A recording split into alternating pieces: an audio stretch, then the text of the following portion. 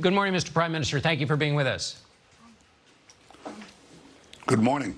I want to start with yesterday was the worst clash in this 7-day conflict. The last one of a similar sort in 2014 lasted 6 weeks. How much longer are these hostilities going to continue? Well, we hope that it doesn't continue very long, but we were attacked by Hamas on our National Day, Jerusalem Day, unprovoked attacks on Jerusalem, and then thousands of rockets and missiles on our cities. And I think any country has to defend itself. It has a natural right of self-defense. We'll do whatever it takes to restore order and quiet and the security of our people and deterrence. We're trying to degrade Hamas's terrorist abilities and to degrade their will to do this again. So it'll take some time. I hope it won't take long, but it's not immediate.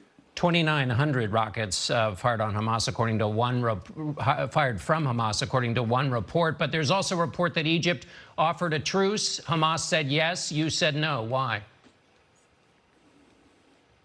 Well, that's not what I know.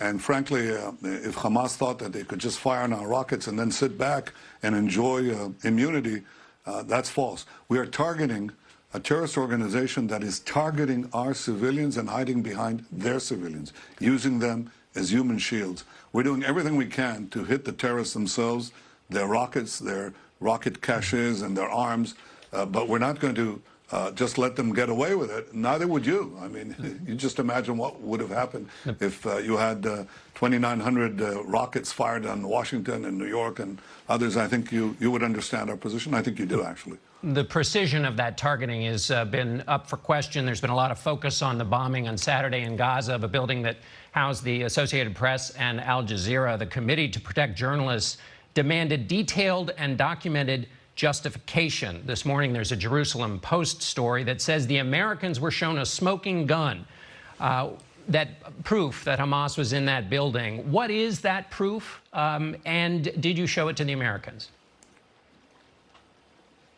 Well, we share with our American friends all that intelligence. And here's the intelligence we had. It's about Palestinian terrorist, an intelligence office for the Palestinian terrorist organization housed in that building that plots and organizes the terror attacks against Israeli civilians. So it's a perfectly legitimate target.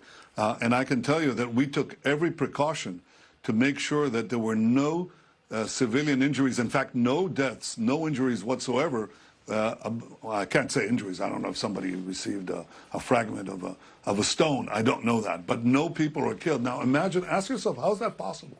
You see these high-rise towers that are used by Hamas over and over again. They collapse and no one is killed. Why does that happen? Because we, unlike Hamas, take special precautions to tell people, leave the building, leave the premises. We make sure that everyone is gone before we bring down those terrorist facilities. And that's the difference between Israel and Hamas. They deliberately target our cities, deliberately target our civilians. They glorify the death of children and civilians and old people. They are happy with it. I think they're happy with any deaths that are caused to them. We grieve for every non-combatant loss in Gaza, and we grieve for all our civilians who die in Israel.